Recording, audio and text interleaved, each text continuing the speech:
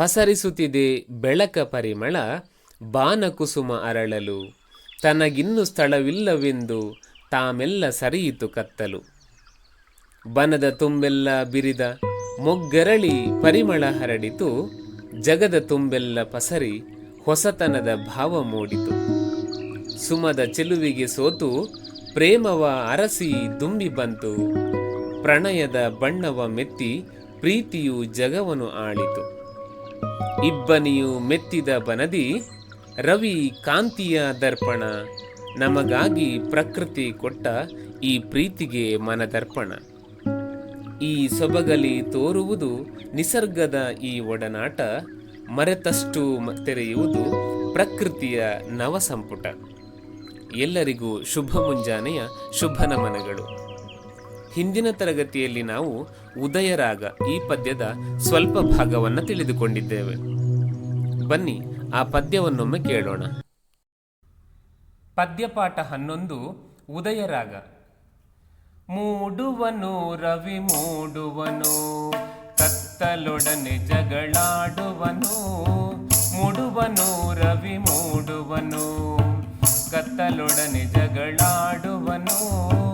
ಮೂಡಣ ರಂಗ ಸ್ಥಳದಲ್ಲಿ ನೆತ್ತರು ಮಾಡುವನು ಕುಣಿದಾಡುವನು.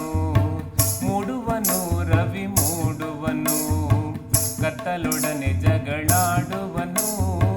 ಮೂಡಣ ರಂಗ ಸ್ಥಳದಲ್ಲಿ ನೆತ್ತರು ಮಾಡುವನು ಕುಣಿದಾಡುವನು.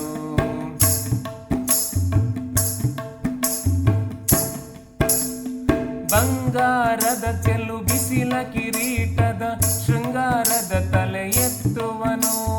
ಬಂಗಾರದ ಚೆಲ್ಲು ಬಿಸಿಲ ಕಿರೀಟದ ಶೃಂಗಾರದ ತಲೆ ಎತ್ತುವನು. ತೆಂಗಿನ ಕಂಗಿನ ತಾಳೆಯ ಬಾಳೆಯ ಅಂಗಕ್ಕೆ ರಂಗನು ಮೆತ್ತುವನು. ತೆಂಗಿನ ಕಂಗಿನ ತಾಳೆಯ ಬಾಳೆಯ ಅಂಗಕ್ಕೆ ರಂಗನು ಮೆತ್ತುವನು. ಮೂಡುವನು ರವಿ ಮೂಡುವನು, ಕತ್ತಲೊಡನೆ ಜಗಳಾಡುವನು. ಮೂಡಣ ರಂಗ ಸ್ಥಳದಲ್ಲಿ ನೇತರು ಮಾಡುವನು ಕುಣಿದಾಡುವನು.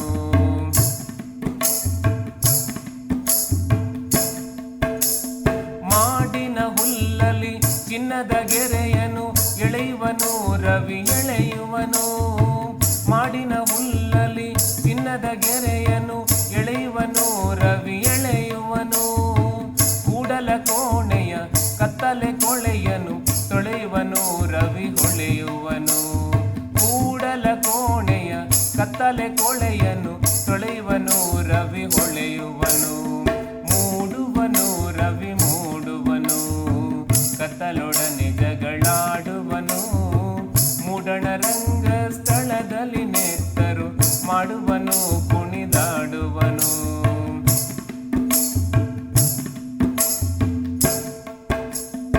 ಏರುವನು ರವಿ ಏರುವನು, ಬಾನೊಳು ಸಣ್ಣಗೆ ತೋರುವನು.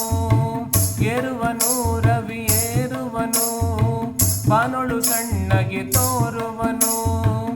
ಏರಿದವನು ಚಿಕ್ಕವನಿರಬೇಕೆಲೆ, ಏರಿದವನು ಚಿಕ್ಕವನಿರಬೇಕೆಲೆ ಎಂಬ ಮಾತನು ಸಾರುವನು. ಮೂಡುವನು ರವಿ ಮೂಡುವನು, ಕತ್ತಲೊಡನೆ ಜಗಳಾಡುವನು. ಮೂಡಣ ರಂಗ ಸ್ಥಳದಲ್ಲಿ ನೆತ್ತರು ಮಾಡುವನು ಕುಣಿದಾಡುವನು. ವಿದ್ಯಾರ್ಥಿಗಳೇ, ಇದೀಗ ಪದ್ಯದ ಭಾವಾರ್ಥವನ್ನು ತಿಳಿದುಕೊಳ್ಳೋಣ. ಪದ್ಯಪಾಠ 11 ಉದಯರಾಗ.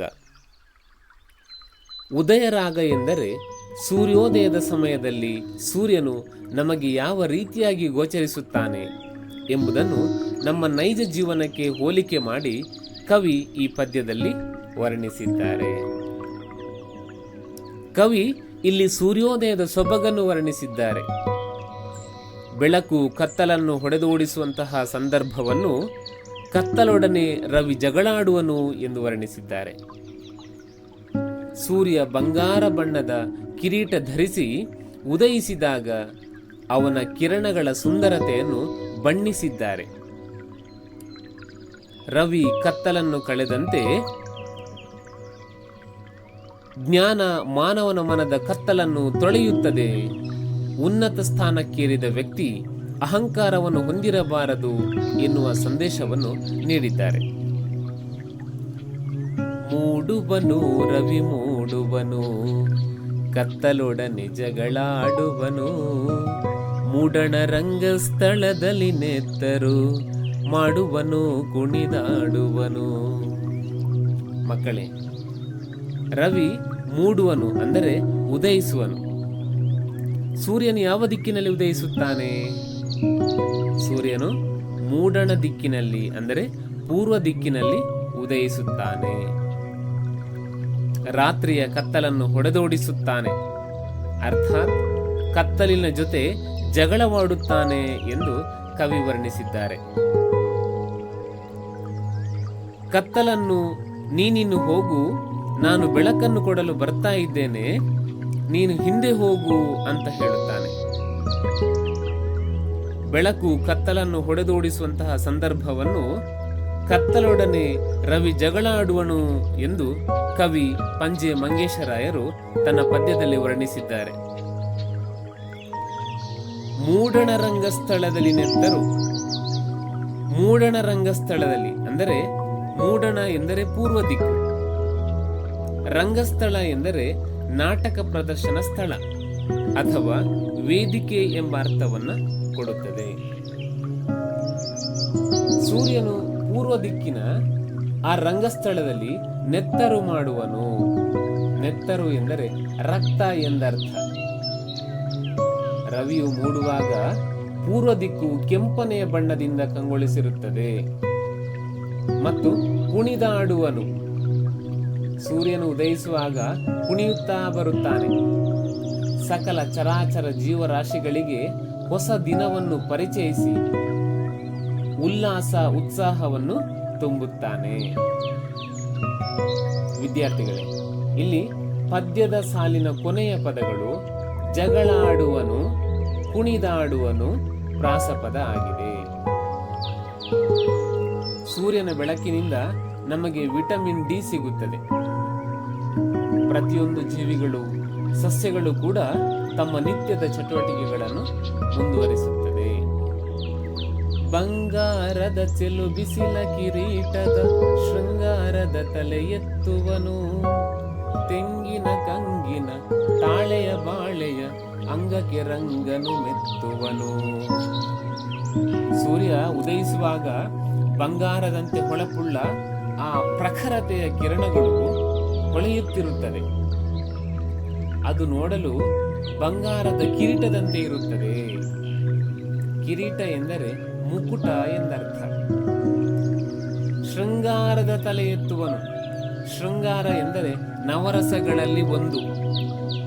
ನವರಸಗಳಾದಂತಹ ಶೃಂಗಾರ, ಹಾಸ್ಯ, ಕರುಣ, ರೌದ್ರ, ವೀರ, ಭಯಾನಕ, ಭೀಭತ್ಸ, ಅದ್ಭುತ ಮತ್ತು ಶಾಂತ. ಈ ನವರಸಗಳಲ್ಲಿ ಒಂದಾದ ಶೃಂಗಾರ ಅಂದರೆ ಪ್ರೀತಿ ರವಿಯಲ್ಲಿ ಅಡಕವಾಗಿದೆ ಎಂದು ಕವಿ ಪಂಜೆ ಮಂಗೇಶರಾಯರು ಈ ಪದ್ಯದಲ್ಲಿ ವರ್ಣಿಸಿದ್ದಾರೆ.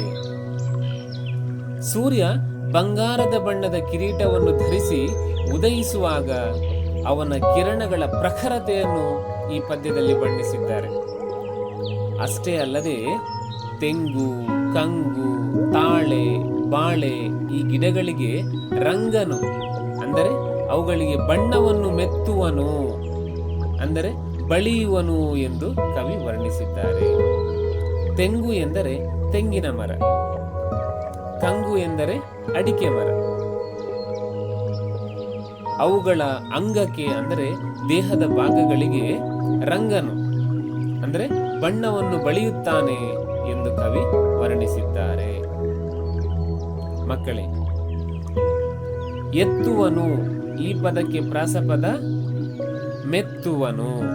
ಎತ್ತುವನು, ಮೆತ್ತುವನು. ಮಾಡಿನ ಹುಲ್ಲಲಿ ಚಿನ್ನದ ಗೆರೆಯನು ಎಳೆಯುವನು ರವಿ ಎಳೆಯವನು. ಮಾಡಿನ ಹುಲ್ಲಲಿ ಚಿನ್ನದ ಗೆರೆಯನು ಎಳೆಯುವನು ರವಿ ಎಳೆಯವನು. ಕೂಡಲ ಕೋಣೆಯ ಕತ್ತಲೆ ಕೊಳೆಯನು ತೊಳೆಯುವನು ರವಿ ಹೊಳೆಯುವನು. ಕೂಡಲ ಕೋಣೆಯ ಕತ್ತಲೆ ಕೊಳೆಯನು ತೊಳೆಯುವನು ರವಿ ಹೊಳೆಯುವನು.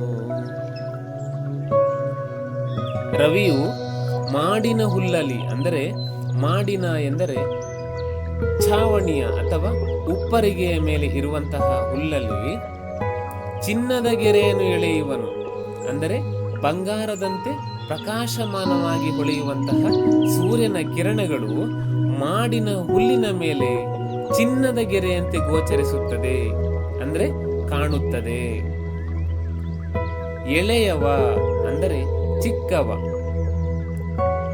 ಇಲ್ಲಿ ಸೂರ್ಯನು ಉದಯಿಸುವಾಗ ಸಣ್ಣದಾಗಿರುತ್ತಾನೆ, ಆದರೂ ಬಂಗಾರದಂತಹ ಹೊಳಪುಳ್ಳ ಕಿರಣಗಳನ್ನು ಬೀರುತ್ತಾನೆ. ಕೂಡಲ ಕೋಣೆಯ ಅಂದರೆ ಪಡಸಾಲೆ ಅಥವಾ ಮೊಗಸಾಲೆ, ಮನೆಯ ಒಂದು ಕೋಣೆ. ಆ ಕೋಣೆಯಲ್ಲಿ ಕತ್ತಲಿರುತ್ತದೆ. ಆ ಕೋಣೆಗೂ ರವಿ ಬೆಳಕನ್ನು ಪಸರಿಸಿ ಅಜ್ಞಾನವೆಂಬ ಕತ್ತಲನ್ನು ಹೋಗಲಾಡಿಸುತ್ತಾನೆ ಎಂದು ಕವಿ ಪಂಜೆ ಮಂಗೇಶರಾಯರು ತನ್ನ ಪದ್ಯದಲ್ಲಿ ಬಹಳ ಸೊಗಸಾಗಿ ವರ್ಣಿಸಿದ್ದಾರೆ. ಮತ್ತು ರವಿಯು ಅಲ್ಲಿ ಹೊಳೆಯುತ್ತಾನೆ ಎಂದು ಹೇಳಿದ್ದಾರೆ. ರವಿ ಕತ್ತಲನ್ನು ಕಳೆದಂತೆ ಜ್ಞಾನ ಮಾನವನ ಮನದ ಕತ್ತಲನ್ನು ತೊಳೆಯುತ್ತದೆ ಎಂದು ಹೇಳಿದ್ದಾರೆ.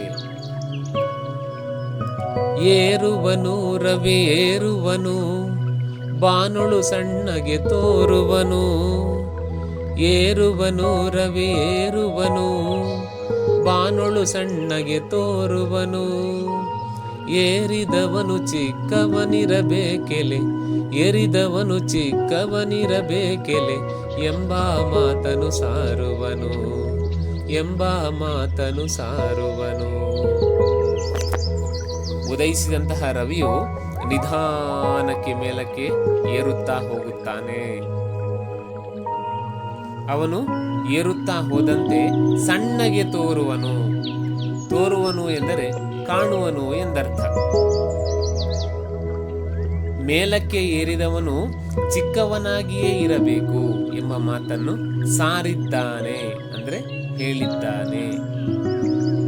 ಇದರ ಅರ್ಥ ಉನ್ನತ ಸ್ಥಾನಕ್ಕೇರಿದ ವ್ಯಕ್ತಿ ಅಹಂಕಾರವನ್ನು ಹೊಂದಿರಬಾರದು ಎನ್ನುವ ಸಂದೇಶವನ್ನು ಕವಿ ನೀಡಿದ್ದಾರೆ. ಒಟ್ಟಾರೆಯಾಗಿ ಕವಿ ಇಲ್ಲಿ ಸೂರ್ಯೋದಯದ ಸೊಬಗನ್ನು ವರ್ಣಿಸಿದ್ದಾರೆ. ಬೆಳಕು ಕತ್ತಲನ್ನು ಹೊಡೆದೋಡಿಸುವಂತಹ ಸಂದರ್ಭವನ್ನು ಕತ್ತಲೊಡನೆ ರವಿ ಜಗಳಾಡುವನು ಎಂದು ವರ್ಣಿಸಿದ್ದಾರೆ. ಸೂರ್ಯ ಬಂಗಾರದ ಬಣ್ಣದ ಕಿರೀಟವನ್ನು ಧರಿಸಿ ಉದಯಿಸುವಾಗ ಅವನ ಕಿರಣಗಳ ಸುಂದರತೆಯನ್ನು ವರ್ಣಿಸಿದ್ದಾರೆ. ರವಿ ಕತ್ತಲನ್ನು ಕಳೆದಂತೆ ಜ್ಞಾನ ಮಾನವನ ಮನದ ಕತ್ತಲನ್ನು ತೊಳೆಯುತ್ತದೆ. ಹಾಗೆಯೇ ಉನ್ನತ ಸ್ಥಾನಕ್ಕೇರಿದ ವ್ಯಕ್ತಿ ಅಹಂಕಾರವನ್ನು ಹೊಂದಿರಬಾರದು ಎನ್ನುವಂತಹ ಸಂದೇಶವನ್ನು ಕವಿ ಪಂಜೆ ಮಂಗೇಶರಾಯರು ತನ್ನ ಉದಯರಾಗ ಪದ್ಯದಲ್ಲಿ ಬಹಳ ಸೊಗಸಾಗಿ ವರ್ಣಿಸಿದ್ದಾರೆ. ಪದ್ಯವನ್ನು ಅರ್ಥೈಸಿಕೊಂಡ ನಿಮಗೆ ಇದೀಗ ಸರಳವಾದ ಪ್ರಶ್ನೆಗಳು. ರವಿ ಮೂಡುವಾಗ ಯಾರೊಡನೆ ಜಗಳಾಡುವನು? ರವಿ ಮೂಡುವಾಗ ಕತ್ತಲೊಡನೆ ಜಗಳಾಡುವನು. ರವಿ ಎಲ್ಲಿ ಕುಣಿದಾಡುವನು? ರವಿ ಮೂಡಣ ರಂಗಸ್ಥಳದಲ್ಲಿ ಕುಣಿದಾಡುವನು. ಬಾನೊಳು ಏರಿದ ರವಿ ಹೇಗೆ ತೋರುವನು? ಬಾನೊಳು ಏರಿದ ರವಿ ಸಣ್ಣಗೆ ತೋರುವನು. ರಂಗು ಈ ಪದದ ಅರ್ಥ ಏನು? ರಂಗು ಅಂದರೆ ಬಣ್ಣ. ಮೂಡಣ ಅಂದರೆ ಯಾವ ದಿಕ್ಕು? ಮೂಡಣ ಅಂದರೆ ಪೂರ್ವ ದಿಕ್ಕು. ವಿದ್ಯಾರ್ಥಿಗಳೇ, ಪದ್ಯವನ್ನು ಚೆನ್ನಾಗಿ ಓದಿ ಅಭ್ಯಾಸ ಮಾಡಿ. ನೋಟ್ಸನ್ನು ಅಂದವಾಗಿ ಬರೆದು ಕಳುಹಿಸಿ. ಇಂದಿನ ತರಗತಿಯನ್ನು ಮುಗಿಸೋಣ. ಮತ್ತೆ ಮುಂದಿನ ತರಗತಿಯಲ್ಲಿ ಭೇಟಿಯಾಗೋಣ. ನಮಸ್ಕಾರ.